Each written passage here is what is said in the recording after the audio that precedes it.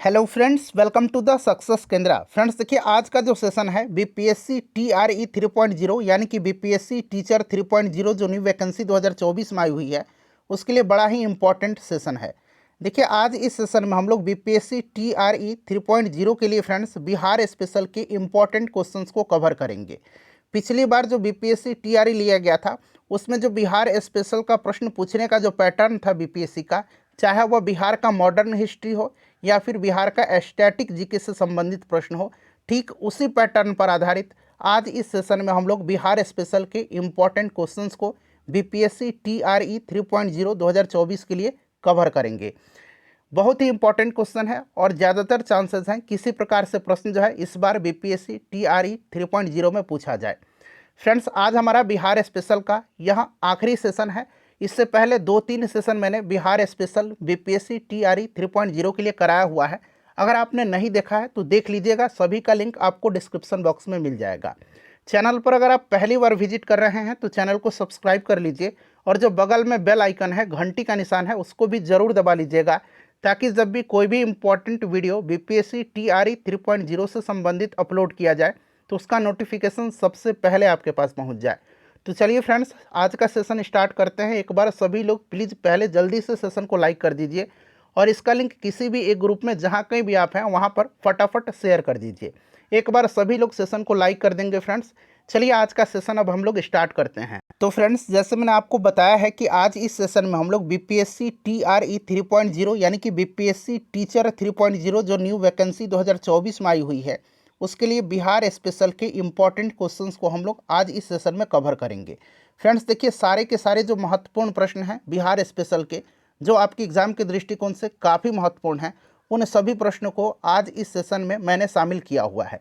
इसलिए इस सेशन को ध्यानपूर्वक देखिएगा फ्रेंड्स, बड़ा ही इंपॉर्टेंट रहेगा आपके एग्जाम के दृष्टिकोण से। चलिए सेशन स्टार्ट करते हैं। एक बार सभी लोग पहले प्लीज़ जल्दी से सेशन को लाइक कर दीजिए। देखिए, आज के सेशन का पहला प्रश्न पढ़ेंगे। पहला प्रश्न है कि 1922-23 में मुंगेर में किसान सभा का गठन किसने किया था। आंसर सभी लोगों को कमेंट करते चलना है। इससे क्या होगा कि आपका रिवीजन होते चलेगा और साथ ही साथ जो भी मैं एक्सप्लेन करूंगा उसको भी ध्यानपूर्वक जरूर सुनिएगा। इस तरह से आपके एक प्रश्न के साथ साथ 2 से 3 प्रश्न जो हैं कवर होते चलेंगे। अब यहाँ पर देखिएगा कि 1922-23 में मुंगेर में किसान सभा का गठन किसने किया था। बताइए राइट आंसर इसका क्या होगा। देखिए फ्रेंड्स, बिहार में किसानों को संगठित करने के उद्देश्य से मुंगेर में वर्ष 1922-23 में किसान सभा का गठन शाह मोहम्मद जुबैर और श्री कृष्ण सिंह जी के द्वारा किया गया था। तो यहाँ पर देखिएगा, शाह मोहम्मद जुबैर और श्री कृष्ण सिंह जी के द्वारा वर्ष 1922-23 में मुंगेर में किसान सभा का गठन किया गया था। Right answer option number D हो जाएगा, उपरोक्त में से एक से अधिक। अच्छा, बिहार प्रांतीय किसान सभा है एक क्या है, बिहार प्रांतीय किसान सभा। इसका गठन किसने किया था।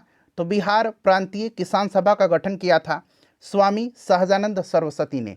कब किया था। तो 1929 में स्वामी सहजानंद सरस्वती जी ने बिहार प्रांतीय किसान सभा का गठन किया था। तो ये भी आप ध्यान रखिएगा, ये भी इंपॉर्टेंट क्वेश्चन होता है बीपीएससी का। चलिए फ्रेंड्स, अगला क्वेश्चन कर लेंगे। अब देखिए, नेक्स्ट क्वेश्चन हमारा कि बिहार में सर्च लाइट समाचार पत्र के संपादक कौन थे। बिहार में सर्च लाइट समाचार पत्र के संपादक कौन थे। चलिए सभी लोग आंसर बताइएगा। तो देखिए, बिहार में सर्च लाइट समाचार पत्र का प्रकाशन 1918 में सैयद हैदर हुसैन के द्वारा किया गया था और सर्च लाइट सप्ताह में 2 बार प्रकाशित होने वाला अंग्रेजी समाचार पत्र था।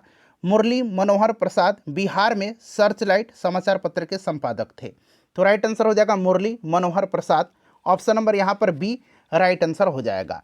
अच्छा, एक पुस्तक पूछा जाता है कि देशेर कथा जो है, देशेर कथा, यहाँ पर ध्यान दीजिएगा, देशेर कथा, देशेर कथा जो है यह पुस्तक किसने लिखी है। तो देशेर कथा को लिखा है सखाराम गणेश देवस्कर ने। इसे भी आप याद रखिएगा, बीपीएससी का इंपॉर्टेंट क्वेश्चन है यह। देशेर कथा पुस्तक किसने लिखी है। तो सखाराम गणेश देवस्कर ने देशेर कथा लिखा है। ठीक है ना फ्रेंड्स, इसको भी आप ध्यान रखिएगा। चलिए उसके बाद नेक्स्ट क्वेश्चन कर लेंगे। अगला प्रश्न कि बिहार प्रोविंशियल सभा का गठन कब हुआ था। बिहार प्रोविंशियल सभा का गठन कब हुआ था।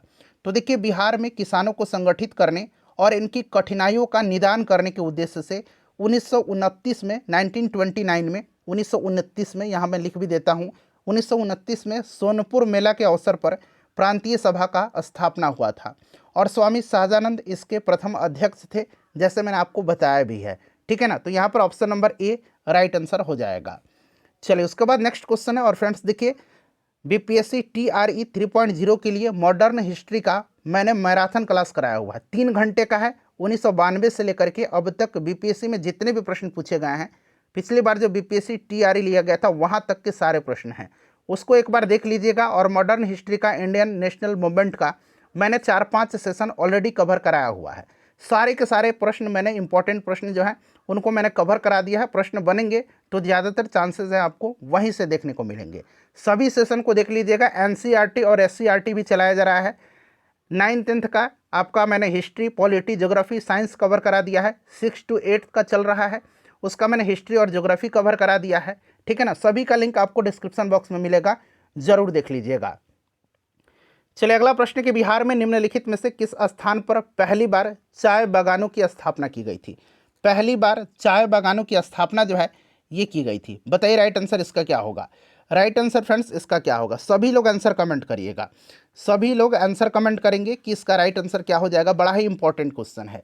तो देखिए, बिहार में चाय बागान पहली बार ठाकुरगंज, किशनगंज में स्थापित किया गया था।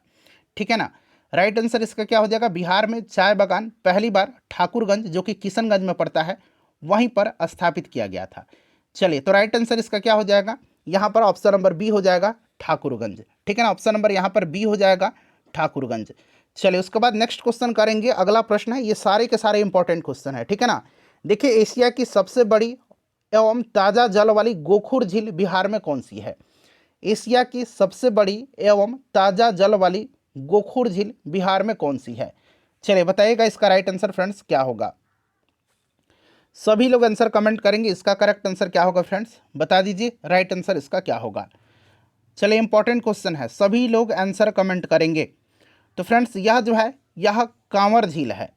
यह एशिया की सबसे बड़ी एवं ताज़ा जल वाली गोखुर झील है, बिहार में कांवर झील, और यह बिहार के बेगूसराय में स्थित है। और यह बिहार का एकमात्र रामसर आर्द्रभूमि स्थल है, इससे भी आप ध्यान रखिएगा। रामसर साइट है बिहार का यह एकमात्र। कांवर झील जो कि कहाँ पर है फ्रेंड्स, कांवर झील बेगूसराय में पड़ता है। चलिए आगे बढ़ेंगे। अब नेक्स्ट क्वेश्चन हम लोग कर लेंगे फ्रेंड्स। अगला प्रश्न है हमारा कि बिहार के किस जिले में तेलहर कुंड जलप्रपात है? बिहार के किस जिले में तेलहर कुंड जलप्रपात है? चलिए बताइएगा, बिहार के किस जिले में तेलहर कुंड जलप्रपात है? सभी लोग आंसर कमेंट करिएगा। बिहार के किस जिला में तेलहर कुंड जलप्रपात है? तो देखिए, तेलहर कुंड जलप्रपात जो है ना फ्रेंड्स, ये आपका कैमूर जिला में पड़ता है। ठीक है ना, कैमूर जिला में पड़ता है। राइट आंसर इसका क्या हो जाएगा। राइट आंसर इनसा ऑप्शन नंबर देखिए कैमूर दिया गया है, जो कि ऑप्शन नंबर यहाँ पर ए करेक्ट आंसर हो जाएगा। ठीक है ना, तेलहर कुंड जलप्रपात। अच्छा, एक ककोलत जलप्रपात है, एक ककोलत जलप्रपात है। ककोलत जलप्रपात कहाँ पर है? तो फ्रेंड्स ये नवादा में है, ये भी बीपीएससी बार बार पूछता है। उसके बाद एक धुआं कुंड जलप्रपात है, एक आपका धुआं कुंड जलप्रपात है। धुआं कुंड जलप्रपात कहाँ पर है फ्रेंड्स? तो ये रोहतास में है। ठीक है ना, चलिए उसके बाद देखिएगा कि बिहार सोशलिस्ट पार्टी कब गठित हुई थी? बिहार सोशलिस्ट पार्टी कब गठित हुई थी? चलिए बताइएगा इसका राइट आंसर क्या होगा। बिहार सोशलिस्ट पार्टी कब गठित हुई थी? बड़ा ही इंपॉर्टेंट क्वेश्चन है। बिहार सोशलिस्ट पार्टी का गठन किया गया था 1931 में। 1931 में जो है गंगा शरण सिंह, जयप्रकाश नारायण, फूलन प्रसाद वर्मा, अब्दुल बारी, राहुल संकृत्यायन, अंबिका सिन्हा, इन सब के द्वारा बिहार सोशलिस्ट पार्टी की स्थापना किया गया था। एक समूह बनाया गया था लोगों का। वैसे प्रश्न पूछा भी गया था पिछली बार कि बिहार समाजवादी पार्टी यानी कि सोशलिस्ट पार्टी 1931 का गठन किसने किया था? तो ऑप्शन में क्या दिया गया था? फूलन प्रसाद वर्मा और जयप्रकाश नारायण दिया गया था। पिछली बार ट्री 1 में और ट्री 2 में जो बिहार स्पेशल के प्रश्न पूछे गए थे उनको कल ही मैंने कवर कराया था, एक बार उसको आप लोग जरूर देख लीजिएगा। ठीक है ना, तो याद रखिएगा, फूलन प्रसाद वर्मा और जयप्रकाश नारायण ने किया था। और भी लोग थे, इसमें एक समूह बनाया गया था, जैसे कि मैंने नाम भी बताया है, गंगा शरण सिंह। ठीक है ना, उसके बाद अब्दुल बारी, राहुल संकृत्यायन, अंबिका सिन्हा, ये सब आप याद रखिएगा। ठीक है ना फ्रेंड्स, चलिए नेक्स्ट क्वेश्चन कर लेंगे। अगला प्रश्न है हमारा कि 1872 में बिहार हेराल्ड आरंभ किसने किया था? 1872 में बिहार हेराल्ड जो है ये किसने आरंभ किया था? चलिए बताइएगा राइट आंसर इसका क्या होगा। तो फ्रेंड्स देखिए 1872 में बिहार हेराल्ड का आरंभ जो किया था ये किसने किया था? तो ये बाबा गुरु प्रसाद सेन ने किया था। बाबा गुरु प्रसाद सेन ने 1872 ईस्वी में बिहार में सर्वप्रथम अंग्रेजी अखबार द बिहार हेराल्ड का प्रकाशन किया था। तो यहाँ पर देखिए बाबा गुरु प्रसाद सेन राइट आंसर हो जाएगा। चलिए उसके बाद नेक्स्ट क्वेश्चन करेंगे। अगला प्रश्न है कि निम्नलिखित में से कौन सा वन्यजीव अभयारण्य बिहार के मुंगेर जिला में है? कौन सा वन्यजीव अभयारण्य जो है यह बिहार के मुंगेर जिला में है? चलिए बताइएगा इसका राइट आंसर क्या होगा। इसका करेक्ट आंसर क्या होगा? कौन सा वन्यजीव अभयारण्य जो है यह बिहार के मुंगेर जिला में है? सभी लोग आंसर कमेंट करिएगा। तो फ्रेंड्स मुंगेर में भीम बांध वन्यजीव अभयारण्य है। भीम बांध वन्यजीव अभयारण्य है। तो यहाँ पर देखिए भीम बांध हो जाएगा, ठीक है ना, भीम बांध। और गौतम बुद्ध पक्षी अभयारण्य गया में है। राजगीर वन्यजीव अभयारण्य नालंदा में है। ये सब भी आप ध्यान रखिएगा, ठीक है ना। और वाल्मीकि टाइगर रिजर्व पश्चिम चंपारण में पड़ता है। उदयपुर वन्यजीव अभयारण्य है ये भी आपका पश्चिम चंपारण बेतिया में पड़ता है, ठीक है ना। चलिए फ्रेंड्स अगला प्रश्न करेंगे कि बिहार के कुल भौगोलिक क्षेत्रफल का वन आरक्षित प्रतिशत लगभग कितना है? बिहार के कुल भौगोलिक क्षेत्रफल का वन आरक्षित जो भौगोलिक प्रतिशत है वो कितना है? अच्छा, बिहार का कुल भौगोलिक क्षेत्रफल की बात आई है तो पहले आप कमेंट करके मुझे बता दीजिए बिहार का कुल भौगोलिक क्षेत्रफल कितना है, फिर हम लोग आगे बात करते हैं। देखिए बिहार का कुल भौगोलिक क्षेत्रफल जो है ये 94,163 वर्ग किलोमीटर है, ठीक है ना फ्रेंड्स, इसको आप ध्यान रखिएगा, क्लियर। और देखिए बिहार के कुल भौगोलिक क्षेत्रफल का वन आरक्षित प्रतिशत जो है ये कितना है? तो फ्रेंड्स ये आपका 7.84% है, 7.84% है। और बिहार के कुल भौगोलिक क्षेत्रफल का अगर आपसे पूछा जाए कि वनावरण कितना है तो ये आपका 7380.79 वर्ग किलोमीटर पर है। यह आप इसको ध्यान रखिएगा। अच्छा, सर्वाधिक वनावरण वाला जिला कौन सा है? तो सर्वाधिक वनावरण वाला जिला कैमूर है। सबसे कम वनावरण वाला जिला कौन सा है? तो ये शेखपुरा है। अच्छा, प्रतिशत में वहीं पूछ लिया जाए कि प्रतिशत के हिसाब से, प्रतिशत के अनुसार सर्वाधिक वनावरण वाला जिला तो ये आपका कैमूर है और सबसे कम आपका शेखपुरा है, ठीक है ना। तो ये सब पॉइंट आप ध्यान रखिएगा, क्लियर ना। चलिए अच्छा, ये तो आपका वनावरण पूछा गया। अगर आपसे वृक्षावरण पूछता कि बिहार के कुल भौगोलिक क्षेत्रफल का वृक्षावरण कितना है तो वृक्षावरण 2.48% है, वनावरण 7.84% और वृक्षावरण 2.48%। तो ये दोनों पॉइंट आप ध्यान रखिएगा। चलिए फ्रेंड्स अगला प्रश्न करेंगे कि बिरसा मुंडा के गुरु कौन थे? चलिए बताइएगा बिरसा मुंडा के गुरु कौन थे? बिरसा मुंडा के गुरु कौन थे? राइट आंसर बताइए इसका कमेंट करके क्या होगा। बिरसा मुंडा के गुरु कौन थे? बिरसा मुंडा के गुरु कौन थे? तो बिरसा मुंडा के गुरु जो थे ये आनंद पांडे थे। कौन थे फ्रेंड्स? बिरसा मुंडा के गुरु आनंद पांडे थे। तो यहाँ पर देखिए आनंद पांडे ऑप्शन नंबर ए में दिया गया है। बिरसा मुंडा, आपको पता है ना कि मुंडा विद्रोह 1899 1900 के दरमियान हुआ था। मुंडा विद्रोह, इसी के ये नायक थे और मुंडा विद्रोह को उलगुलान विद्रोह के नाम से भी जाना जाता है। बिरसा मुंडा का जन्म 1875 में हुआ था, 1875 में। इसे भी आप जरूर ध्यान रखिएगा, ठीक है ना फ्रेंड्स। चलिए आगे बढ़ेंगे, नेक्स्ट क्वेश्चन कर लेंगे। एक बार सभी लोग प्लीज सेशन को फ्रेंड्स लाइक कर दीजिए। चलिए नेक्स्ट क्वेश्चन है, बिहार छात्र सम्मेलन का 16वां अधिवेशन कहाँ हुआ था? बड़ा ही इंपॉर्टेंट क्वेश्चन है। बिहारी छात्र सम्मेलन का 16वां अधिवेशन जो है ये कहाँ पर हुआ था? सभी लोग आंसर कमेंट करिएगा। तो देखिए बिहारी छात्र सम्मेलन का 16वां अधिवेशन जो हुआ था ये कहाँ पर हुआ था फ्रेंड्स? तो ये हजारीबाग में हुआ था, हजारीबाग में हुआ था, ठीक है ना, 1921 में हुआ था। बिहारी छात्र सम्मेलन यानी कि बिहारी स्टूडेंट्स कॉन्फ्रेंस का 16वां अधिवेशन 1921 में, 1921 में ये आपका हजारीबाग में हुआ था। और इस अधिवेशन की अध्यक्षता सरला देवी ने किया था। किसने किया था? सरला देवी ने किया था, सरला देवी ने किया था इसकी अध्यक्षता। तो ये भी आप साथ साथ ध्यान रखिएगा। चलिए अब अगला प्रश्न कर लेंगे। नेक्स्ट क्वेश्चन है हमारा कि बाबा ठाकुरदास ने पटना में किस समिति की स्थापना किया था? बाबा ठाकुरदास ने पटना में किस समिति की स्थापना किया था? चलिए सभी लोग आंसर कमेंट करिएगा, फटाफट आंसर कमेंट करिएगा। बाबा ठाकुरदास ने पटना में किस समिति की स्थापना किया था? तो 1906-7 में, 1967 में, ठीक है ना, यहाँ मैं लिख देता हूँ 1906-7 में, ठीक है ना, 1906-7 में बाबा ठाकुरदास ने पटना में रामकृष्ण मिशन सोसाइटी की स्थापना किया था, ठीक है ना, रामकृष्ण मिशन सोसाइटी की स्थापना किया था। तो इसको भी आप ध्यान रखिएगा।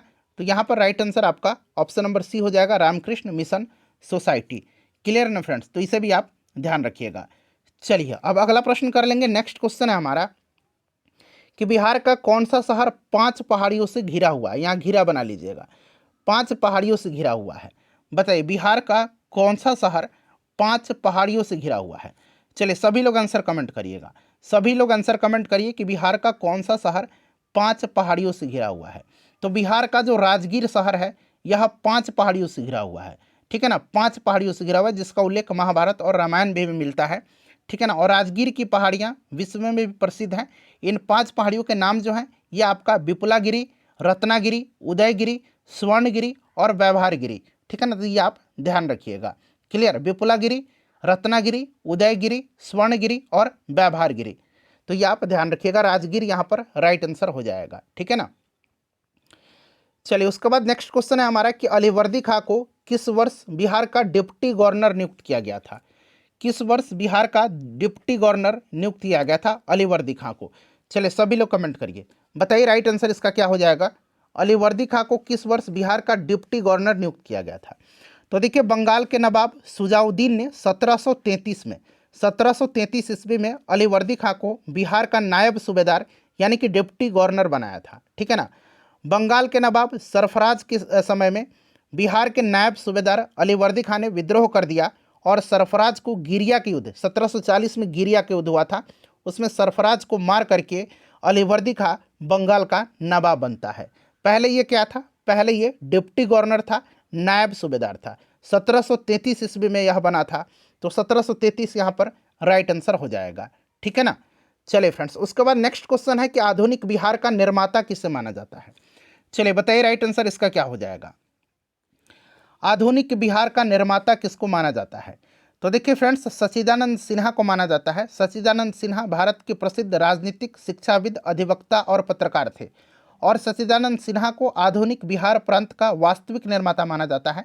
निस्संदेह बिहार से बंगाल का जो पृथक्करण हुआ था, बिहार के जो बंगाल से पृथक्करण हुआ था, वो जो आंदोलन हुआ था उसकी ये आत्मा थे। बिहार और उड़ीसा प्रांत का गठन इनके अथक प्रयासों से ही हुआ था। सच्चिदानंद सिन्हा को बात करते हैं तो संविधान सभा का प्रथम अस्थायी अध्यक्ष चुना गया था, जो पहली बैठक 9 दिसंबर 1946 को हुई थी, ठीक है ना। तो ये सब आप पॉइंट याद रखिएगा, सच्चिदानंद सिन्हा राइट आंसर हो जाएगा। चलिए उसके बाद देखिएगा कि बिहार में अलग प्रांत के लिए आंदोलन, जिसके परिणाम स्वरूप वर्ष 1912 में बिहार एवं उड़ीसा के नए प्रांत का निर्माण हुआ था, उसका नेतृत्व किसने किया था। तो अभी मैंने आपको बताया है, राइट आंसर सच्चिदानंद सिन्हा हो जाएगा। राइट आंसर सच्चिदानंद सिन्हा हो जाएगा, ठीक है ना फ्रेंड्स, याद रखिएगा राइट आंसर सच्चिदानंद सिन्हा हो जाएगा। चलिए उसके बाद नेक्स्ट क्वेश्चन कर लेंगे। अब अगला प्रश्न है हमारा, नेक्स्ट क्वेश्चन देखिएगा, सारे के सारे प्रश्न इंपॉर्टेंट है फ्रेंड्स, आप देख सकते हैं, ठीक है ना। किस अधिनियम के तहत बिहार एक अलग राज्य बना था। एक राज्य बना था अलग, ठीक है ना, प्रांत नहीं, राज्य बना था। किस अधिनियम के तहत बिहार एक अलग राज्य बना था। तो फ्रेंड्स यह बना था आपका भारत सरकार अधिनियम 1935 के तहत। तो यहाँ पर ऑप्शन नंबर देखेंगे तो सी राइट आंसर हो जाएगा। ऑप्शन नंबर यहाँ पर सी बिल्कुल करेक्ट आंसर हो जाएगा, ठीक है ना। ऑप्शन नंबर यहाँ पर सी करेक्ट आंसर हो जाएगा, ठीक है ना। चलिए वर्ष 1936 तक जो था बिहार और उड़ीसा संयुक्त रूप से एक प्रांत थे। वर्ष 1936 में भारत शासन अधिनियम 1935 के द्वारा बिहार को एक अलग राज्य के रूप में स्थापित किया गया था, ठीक है ना। तो इसको आप ध्यान रखिएगा। चलिए उसके बाद नेक्स्ट क्वेश्चन है हमारा कि बंगाल बिहार में भूमि पर किराएदारों के अधिकार को बंगाल किराएदारी अधिनियम द्वारा कब स्वीकार किया गया। कब इसको स्वीकार किया गया, बताइएगा राइट आंसर इसका क्या होगा। राइट आंसर इसका क्या होगा, चलिए आंसर कमेंट करिएगा, इसका करेक्ट आंसर क्या होगा। तो फ्रेंड्स यहाँ पर देख लीजिएगा, बिहार किराएदारी अधिनियम 1885 के द्वारा 1885 के द्वारा बंगाल और बिहार में भूमि पर किराएदारों के अधिकार को स्वीकार कर लिया गया। इस अधिनियम को बनाने का मुख्य उद्देश्य जमींदारी, काश्तकार के भूमि से संबंधित प्रथागत जो अधिकार थे उसको प्रख्यापित करना था, ठीक है ना। तो यहाँ पर option number C right answer हो जाएगा 1885 में। चलिए उसके बाद नेक्स्ट क्वेश्चन हमारा कि बिहार विधानसभा में अनुसूचित जाति की उम्मीदवारों की कितनी सीटें आरक्षित हैं। बिहार विधानसभा में अनुसूचित जाति के जो उम्मीदवार हैं उनके लिए आरक्षित सीट पूछा गया है। चलिए बताइएगा राइट आंसर क्या हो जाएगा। तो देखिए अनुसूचित जाति के लिए जो फ्रेंड्स बात करते हैं तो आपको पता है ना कि बिहार विधानसभा में टोटल 243 सीट है और इन 243 सीटों में से 203 सीट जो है यह आपका सामान्य जनरल के लिए है, 38 सीट जो है यह अनुसूचित जाति के लिए है और 2 सीट जो है अनुसूचित जनजाति के लिए है। 38 अनुसूचित जाति के लिए है और अनुसूचित जनजाति के लिए 2 सीट है। बिहार विधान परिषद में सीटों की संख्या कितना है, जरा आप बताइए तो कमेंट करके। बिहार विधान परिषद में सीटों की संख्या सभी लोग कमेंट करिए। तो बिहार विधान परिषद में 75 सीट हैं, ठीक है ना। चलिए अगला प्रश्न है कि बिहार में पंचायत निकायों में महिलाओं को 50% आरक्षण किस वर्ष प्रदान किया गया था। सभी लोग इसका आंसर कमेंट करिएगा, सभी लोग इसका आंसर कमेंट करिए कि बिहार में पंचायत निकायों में महिलाओं को 50% आरक्षण किस वर्ष प्रदान किया गया था। बताइए राइट आंसर क्या हो जाएगा। तो देखिए बिहार में पंचायत निकायों में महिलाओं को 50% आरक्षण बिहार पंचायती राज अधिनियम 2006 के तहत प्रदान किया गया। प्रश्न ये भी पूछा जा सकता है कि बिहार पंचायती राज अधिनियम किस वर्ष पूछ सकता है। तो बिहार पंचायती राज अधिनियम 2006 के तहत जो है बिहार में पंचायत निकायों में महिलाओं को 50% आरक्षण प्रदान किया गया और यह अधिनियम 8 अप्रैल 2006 से लागू हुआ था। यह अधिनियम कब से लागू हुआ था, तो 8 अप्रैल 2006 से लागू हुआ था। तो ये भी आप साथ साथ ध्यान रखिएगा, ठीक है ना। चलिए देखिए फ्रेंड्स अगला प्रश्न है कि किसने दुखी आत्मा, दुखी हृदय जैसे छद्मनामों के तहत लिख करके चंपारण के किसानों की दुर्दशा पर प्रकाश डाला था। किसने दुखी आत्मा, दुखी हृदय जैसे छद्मनामों के तहत लिख करके चंपारण की किसानों की दुर्दशा पर प्रकाश डाला था। चलिए बताएंगे इसका राइट आंसर क्या होगा। करेक्ट आंसर इसका कमेंट करिए, इसका राइट आंसर क्या होगा, सभी लोग आंसर कमेंट करिए। तो फ्रेंड्स देखिए पीर मोहम्मद मुनीस थे जिन्होंने दुखी आत्मा, दुखी हृदय जैसे छद्मनामों से अपनी पुस्तक चंपारण की दुर्दशा लिख करके चंपारण के किसानों की दुर्दशा पर प्रकाश डाला, ठीक है ना फ्रेंड्स। तो ये सब आप ध्यान रखिएगा। चलिए तो राइट आंसर यहाँ पर पीर मोहम्मद मुनीस हो जाएगा, ठीक है ना। और इनकी कुछ अन्य पुस्तकें भी हैं जैसे कि चंपारण में अत्याचार, चंपारण में महात्मा गांधी, ठीक है ना। तो ये आप जरूर ध्यान रखिएगा। चलिए उसके बाद देखिएगा कि भागलपुर में नमक सत्याग्रह का नेतृत्व किसने किया था। भागलपुर में नमक सत्याग्रह, अच्छा नमक सत्याग्रह के हम बारे में बात करते हैं फ्रेंड्स। तो नमक सत्याग्रह के बारे में कल भी मैंने आपको पूरे डिटेल में बताया हुआ था नमक सत्याग्रह के बारे में, ठीक है ना। बिहार में नमक सत्याग्रह सर्वप्रथम प्रारंभ हुआ था कहाँ पर, तो चंपारण और सारण क्षेत्र में, ठीक है ना। इस चीज़ को आप ध्यान रखिएगा। और आपको याद है कि सविनय अवज्ञा आंदोलन के दौरान बिहार में चौकीदारी करबंदी आंदोलन भी चलाया गया था और बिहार में चौकीदारी करबंदी आंदोलन सर्वप्रथम बेतिया में शुरू हुआ था, इसे भी आप ध्यान रखिएगा। और प्रश्न पूछा गया कि भागलपुर में नमक सत्याग्रह का नेतृत्व किसने किया था। तो देखिए भागलपुर में नमक सत्याग्रह का नेतृत्व जो है ये किसने किया था, तो फ्रेंड्स ये किया था आपका महादेवलाल सराफ। उसके बाद बात करते हैं दीप नारायण सिंह, रामेश्वर नारायण अग्रवाल, कैलाश बिहारी लाल, इन सब ने किया था, ठीक है ना। तो देखिए यहाँ पर महादेवलाल सराफ, दीप नारायण सिंह, कैलाश बिहारी लाल, तो एक से अधिक राइट आंसर हो जाएगा। बीपीएससी किस तरह से प्रश्न पूछता है तो ये सब नाम नहीं देगा, सिर्फ पूछता है महादेवलाल सराफ। तो अन्य नाम भी मैंने रखा हुआ है ताकि कन्फ्यूज़न आपका दूर हो जाए, ठीक है ना। तो इस चीज़ को आप ध्यान रखिएगा।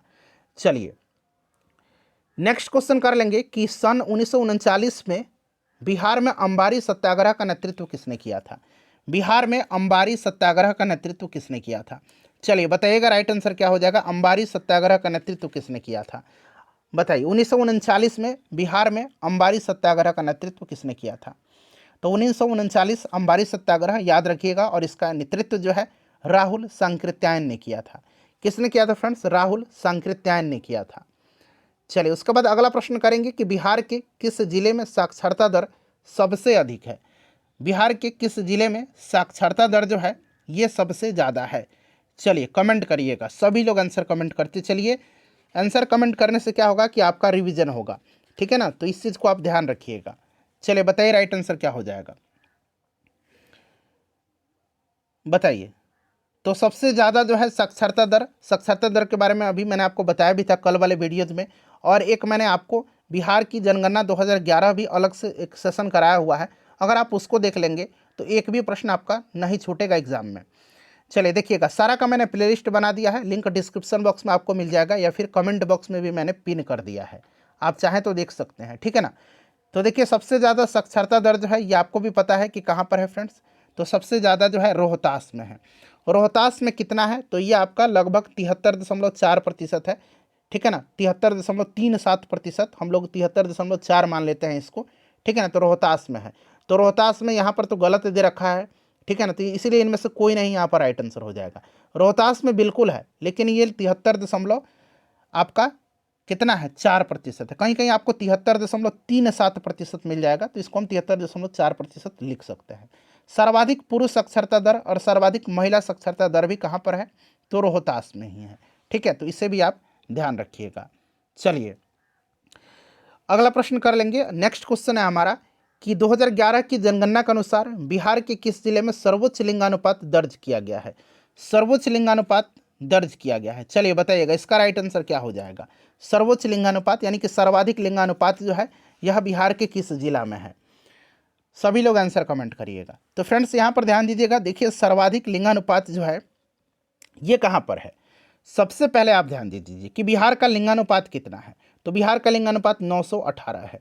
बिहार में शिशु लिंगानुपात पूछेगा तब कितना है, शिशु लिंगानुपात 935 है। ये 2 पॉइंट क्लियर, 2 प्रश्न आपका क्लियर। बिहार में लिंगानुपात 918 है 2011 की जनगणना के अनुसार, और शिशु लिंगानुपात 935 है। सबसे अधिक जो लिंगानुपात है, सर्वोच्च लिंगानुपात, ये गोपालगंज का है। कितना है गोपालगंज का, तो 1021 है। ये डाटा आप याद रखेंगे, 1021 है। सबसे कम लिंगानुपात कहाँ पर है, तो ये मुंगेर में है। सबसे कम कहाँ पर है, मुंगेर में है।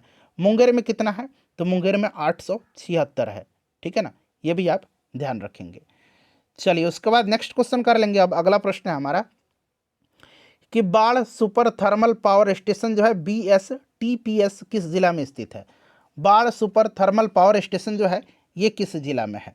चलिए जल्दी से आंसर कमेंट करिएगा, इसका जल्दी से आंसर कमेंट करिएगा, इसका करेक्ट आंसर क्या हो जाएगा। बाढ़ सुपर थर्मल पावर स्टेशन जो है यह पटना में है, ठीक है ना, पटना में है, इस चीज़ को आप ध्यान रखिएगा। चलिए जिला पटना पड़ता है। उसके बाद देखिएगा कि दक्षिण बिहार में प्रचलित परंपरागत जल सिंचाई पद्धति कहलाती है। चलिए सभी लोग आंसर कमेंट करेंगे, सभी लोग आंसर इसका कमेंट करेंगे फ्रेंड्स कि इसका राइट आंसर क्या हो जाएगा। बताइए बिहार में, दक्षिण बिहार पूछा गया, यहाँ दक्षिण बिहार मेंशन भी कर दिया गया है कि दक्षिण बिहार में प्रचलित परंपरागत जल संरक्षण सिंचाई पद्धति जो है ये क्या है।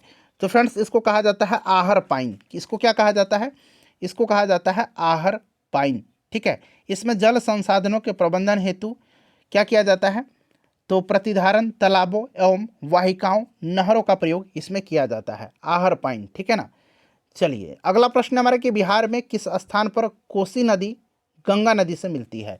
कोसी नदी जो है ये गंगा नदी से मिलती है, किस स्थान पर, तो देखिए कोसी नदी जो मिलती है गंगा में, अच्छा कोसी नदी को बिहार का शोक कहा जाता है, ठीक है ना, इसको सप्त कोसी के नाम से भी जाना जाता है। और यह बिहार राज्य के कटिहार जिले के कुर्सेला में यह गंगा नदी से मिलती है। अगर कुर्सेला न दे करके कटिहार दे दिया जाए तो भी आप ध्यान रख सकते हैं, ठीक है ना, कुर्सेला में मिलती है। अगला प्रश्न के निम्नलिखित में से कौन सा जिला धारवाड़ भू स्तरीय रचना वाला नहीं है। देखिए नहीं पूछा गया है, धारवाड़ भू स्तरीय रचना वाला नहीं है। चलिए बताएंगे इसका राइट आंसर फ्रेंड्स क्या होगा। सभी लोग आंसर कमेंट करिए, बड़ा ही इंपॉर्टेंट क्वेश्चन है, ठीक है ना। निम्नलिखित में से कौन सा जिला धारवाड़ भू स्तरीय रचना वाला नहीं है, तो यहाँ पर राइट आंसर आपका रोहतास हो जाएगा। रोहतास जो है यह आपका नहीं है, रोहतास नहीं है। देखिए बिहार में भू स्तरीय रचना वाले जिले दक्षिण पूर्व बिहार में आते हैं, जबकि रोहतास दक्षिण पश्चिम बिहार का भाग है और इस क्षेत्र में विंध्यन क्रम की चट्टानें पाई जाती हैं, ठीक है ना, इस क्षेत्र में विंध्यन क्रम की चट्टान पाई जाती हैं।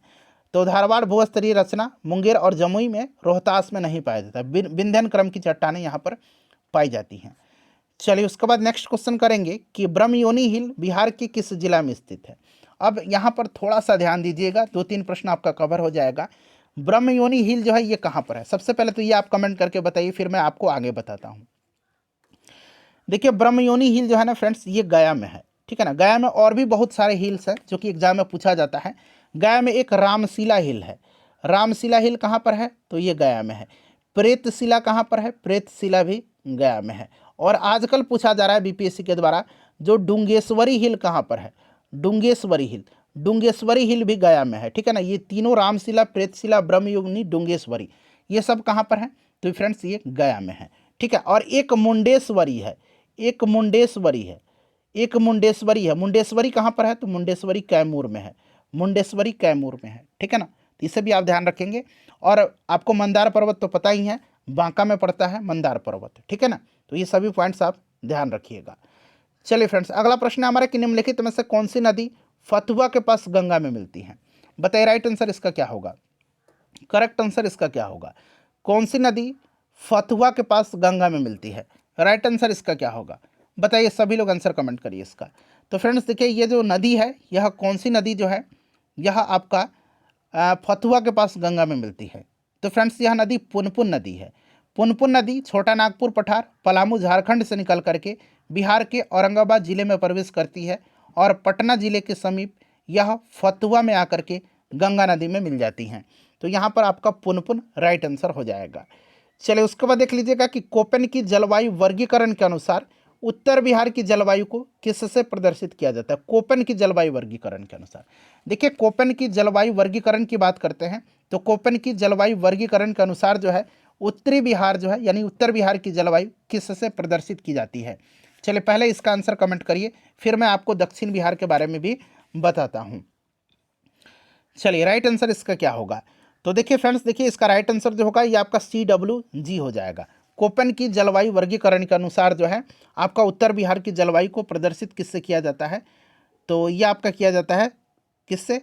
तो CWG के द्वारा, ठीक है ना। और दक्षिण बिहार की जलवायु को AW से इसको सूचित किया जाता है, कोपेन की जलवायु वर्गीकरण के अनुसार, ठीक है। चलिए, उसके बाद नेक्स्ट क्वेश्चन है हमारा, अगला प्रश्न कर लेंगे फ्रेंड्स कि त्रिवेणी नहर किस नदी पर निर्मित है? त्रिवेणी नहर जो है यह किस नदी पर निर्मित है? चलिए बताइएगा, राइट आंसर इसका क्या होगा? त्रिवेणी नहर जो है यह किस नदी पर निर्मित है? सभी लोग आंसर कमेंट करिए। त्रिवेणी नहर जो है यह गंडक नदी पर स्थित है, ठीक है ना। और पश्चिम चंपारण जिला में त्रिवेणी नामक स्थान पर जो है यह स्थित है। तो यह आप गंडक नदी याद रखिएगा, ठीक है ना, बड़ा ही इंपॉर्टेंट क्वेश्चन है यह। चलिए, उसके बाद नेक्स्ट क्वेश्चन कर लेंगे। अगला प्रश्न है हमारा कि मुजफ्फरपुर, दरभंगा और चंपारण जिलों में कौन सी मिट्टी अधिकांशतः पाई जाती है? मुजफ्फरपुर, दरभंगा तथा चंपारण जिलों में कौन सी मिट्टी अधिकांशतः पाई जाती है? चलिए बताएंगे, इसका राइट आंसर क्या होगा? सभी लोग आंसर कमेंट करिएगा। देखिए, दरभंगा, मुजफ्फरपुर, चंपारण जिलों में नवीन जलोढ़क मिट्टी पाई जाती है, ठीक है ना। देखिए, गंडक, बूढ़ी गंडक, बागमती ये सब नदियां हैं वहाँ पर, और प्रत्येक वर्ष बाढ़ के पानी से लाए गए जो गाद और मलबा होता है उन्हीं के निक्षेपण से नवीन जलोढ़ मिट्टी यानी कि खादर मिट्टी का निर्माण होता है। और यह मिट्टी खास करके धान, गेहूं, पटसन, गन्ना जैसे फसलों के उत्पादन के लिए काफ़ी सहायक होती हैं। तो ये नवीन जलोढ़क मिट्टी, ठीक है, नवीन जलोढ़क मिट्टी को खादर कहा जाता है और पुरानी जलोढ़ मिट्टी को बांगर कहा जाता है। तो ये सब भी आप ध्यान रखिएगा। चलो, उसके बाद देखिए, निम्नलिखित में से कौन सा जिला सबसे अधिक घने पतझड़ वाले वन क्षेत्र से घिरा हुआ है?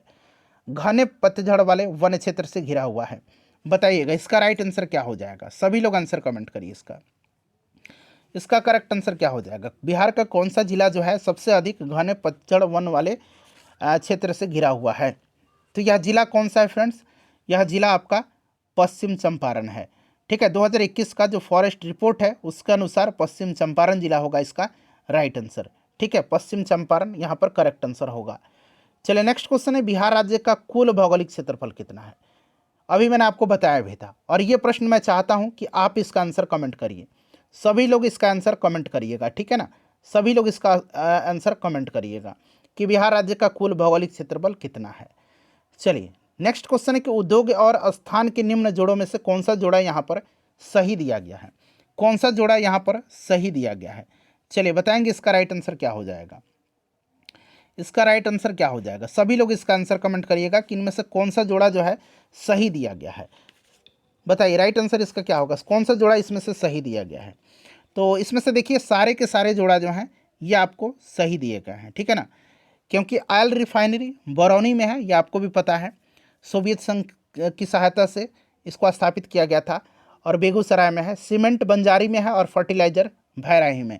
तो ये सारे के सारे बिल्कुल सही सुमेलित दिए गए हैं, ठीक है ना। तो एक से अधिक यहाँ पर इसका करेक्ट आंसर हो जाएगा, ठीक है ना फ्रेंड्स। चलिए, अगला प्रश्न करेंगे। नेक्स्ट क्वेश्चन है हमारा कि बिहार के किस जिले में सबसे अधिक सोने का भंडार मिलता है? बिहार के किस जिले में सबसे अधिक सोने का भंडार मिलता है? तो सबसे अधिक सोने का भंडार कहाँ पर मिलता है? चलिए सभी लोग आंसर कमेंट करिएगा कि बिहार के किस जिला में सबसे अधिक सोने का भंडार मिलता है। फटाफट आंसर कमेंट करिए, सभी लोग आंसर कमेंट करिए। तो फ्रेंड्स ये आपको पता है ना कि जमुई में, तो यहाँ पर जमुई राइट आंसर हो जाएगा। चलिए उसके बाद देखिएगा कि किस आंदोलन के दौरान, अच्छा जमुई में मैं एक इम्पॉर्टेंट पॉइंट बताता हूँ, जमुई में नागी और नकटी पक्षी विहार है। नागी नकटी पक्षी विहार पूछेगा कहाँ पर है? नागी, ये 9 है। नागी नकटी पक्षी विहार, नकटी पक्षी विहार कहाँ पर है? नागी नकटी पक्षी विहार तो जमुई में है, इसे भी आप ध्यान रखिएगा, ठीक है ना। किस आंदोलन के दौरान बिहार के मुजफ्फरपुर जिला में मैजिक लालटेन का लेक्चर आयोजित किया गया था? मैजिक लालटेन का लेक्चर जो है यह किस आंदोलन के दौरान बिहार के मुजफ्फरपुर जिला में आयोजित किया गया था? अब यहाँ से देखिए किस तरह से प्रश्न बीपीएससी घुमा फिरा करके पूछेगा।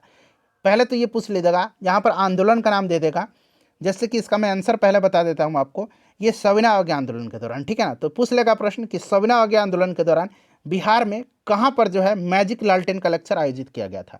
तो ये मुजफ्फरपुर में किया गया था, ठीक है ना। किस आंदोलन के दौरान किया गया था? तो ये मैंने आपको बता दिया, सविनय अवज्ञा आंदोलन के दौरान, ठीक है ना। चलिए उसके बाद नेक्स्ट क्वेश्चन कर लेंगे। अगला प्रश्न है हमारा कि बिहार में व्यक्तिगत सत्याग्रह के प्रथम सत्याग्रही कौन थे? सत्याग्रही बना लीजिएगा, ठीक है ना। प्रथम सत्याग्रही यहाँ पर बना लीजिए, कौन है प्रथम सत्याग्रही? सत्याग्रही, प्रथम सत्याग्रही बिहार में व्यक्तिगत सत्याग्रह की। अच्छा, व्यक्तिगत सत्याग्रह के बारे में जो राष्ट्रीय स्तर पर था उसको तो पता ही कि पहले सत्याग्रही विनोबा भावे थे, दूसरे सत्याग्रही जवाहरलाल नेहरू थे राष्ट्रीय स्तर पर, और तीसरे सत्याग्रही ब्रह्मदत्त थे, ठीक है ना, राष्ट्रीय स्तर पर। लेकिन बिहार में जो हुआ था व्यक्तिगत सत्याग्रह, इसके प्रथम सत्याग्रही जो थे ये श्री कृष्ण सिंह थे।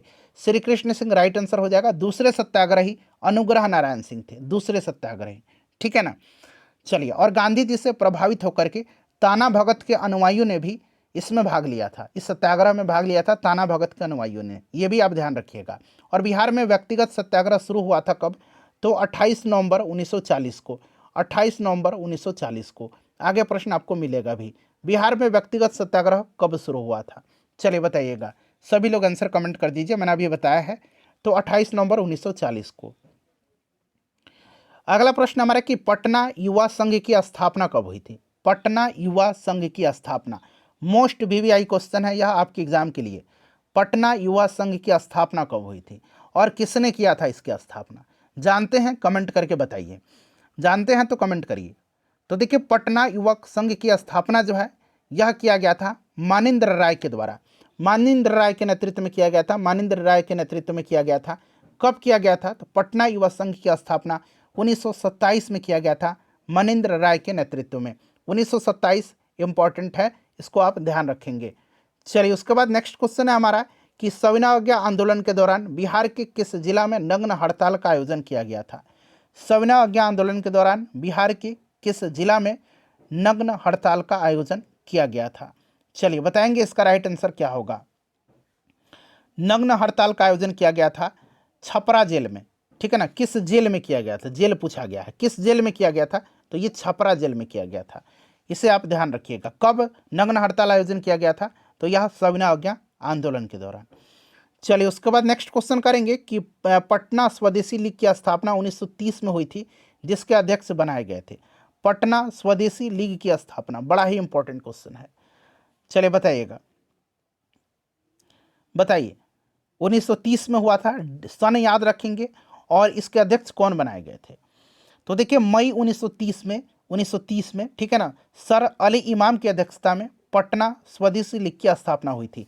इसके अध्यक्ष बनाए गए थे कौन? सर अली इमाम, सर अली इमाम राइट आंसर हो जाएगा। चलिए उसके बाद नेक्स्ट क्वेश्चन है हमारा कि पंडित जवाहरलाल नेहरू ने भारतीय राष्ट्रीय कांग्रेस के किस अधिवेशन में पहली बार एक प्रतिनिधि के रूप में हिस्सा लिया था? चलिए बताइए, वीवीआई क्वेश्चन है ये सारे के सारे। पंडित जवाहरलाल नेहरू ने भारतीय राष्ट्रीय कांग्रेस के किस अधिवेशन में पहली बार एक प्रतिनिधि के रूप में हिस्सा लिया था? सभी लोग आंसर कमेंट करिए, राइट आंसर इसका क्या होगा? बड़ा ही इंपॉर्टेंट क्वेश्चन है। तो फ्रेंड्स ये आपका बांकीपुर अधिवेशन था, जो बांकीपुर पटना में 1912 में हुआ था। बिहार में भारतीय राष्ट्रीय कांग्रेस का ये पहला अधिवेशन था, बांकीपुर में हुआ था। इसकी अध्यक्षता आर.एन. माधोलकर ने किया था। और 1922 में दूसरा अधिवेशन बिहार में हुआ था, ये गया में हुआ था। इसकी अध्यक्षता चित्तरंजन दास ने किया था, सी.आर. दास ने किया था। तो ये आप याद रखेंगे, पंडित जवाहरलाल नेहरू ने भारतीय राष्ट्रीय कांग्रेस के बांकीपुर अधिवेशन 1912 में पहली बार एक प्रतिनिधि के रूप में हिस्सा लिया था। चलिए उसके बाद नेक्स्ट क्वेश्चन कर लेंगे। अगला प्रश्न है कि 1940 में रामगढ़ कांग्रेस अधिवेशन की अध्यक्षता किसने किया था? वीवीआई क्वेश्चन है, रामगढ़ कांग्रेस अधिवेशन की अध्यक्षता किसने किया था? सभी लोग आंसर कमेंट करिए, सभी लोग इसका आंसर कमेंट करिएगा। इसका राइट आंसर क्या होगा? तो इसकी अध्यक्षता किया था अबुल कलाम आज़ाद ने, मौलाना अबुल कलाम आज़ाद ने किया था, ध्यान रखिएगा, ठीक है ना। चलिए उसके बाद नेक्स्ट क्वेश्चन करेंगे कि द मदरलैंड नामक अखबार का प्रकाशन किसने किया था? द मदरलैंड नामक अखबार का प्रकाशन जो है किसने किया था? सभी लोग आंसर कमेंट करिए, बता दीजिए इसका राइट आंसर क्या होगा। द मदरलैंड अखबार का प्रकाशन किसने किया था? तो देखिए फ्रेंड्स, ये मजहरुल हक ने किया था, और मजहरुल हक ने सदाकत आश्रम से, सदाकत आश्रम की स्थापना, इसका निर्माण मजहरुल हक ने किया था। दीघा पटना के निकट सदाकत आश्रम का निर्माण किया था, और इसी सदाकत आश्रम से 1921 में इन्होंने द मदरलैंड नामक अखबार निकालना शुरू किया था, ठीक है ना। तो यहाँ पर मौलाना मजहरुल हक राइट आंसर हो जाएगा। तो फ्रेंड्स, ये सारे के सारे जो इंपॉर्टेंट प्रश्न आप देख सकते हैं, आपके एग्जाम में बन सकते हैं, उनको मैंने कवर करा दिया है। सेशन पसंद आया है तो एक बार लाइक कर दीजिए, और ज़्यादा से ज़्यादा फ्रेंड्स इसको शेयर करिए, सपोर्ट करिए। मैं आपके लिए लगातार मेहनत कर रहा हूँ।